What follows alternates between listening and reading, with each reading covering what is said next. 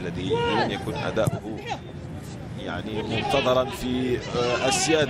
هذه كرة أخرى خطيرة في المباراة وهدف أول في المباراة، هدف أول في اللقاء.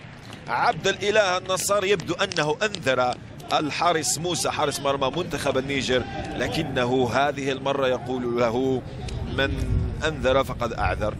هنا لا عذر للحارس موسى ولا عذر للدفاع منتخب النيجر، إنه عبد الإله النصار لاعب النصر الذي ينصر المنتخب السعودي في هذه الكرة ويمنحه التفوق والأسبقية.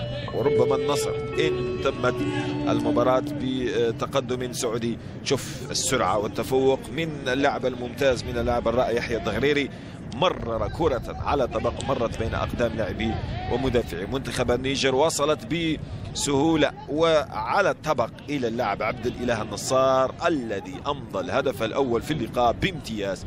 هدف أول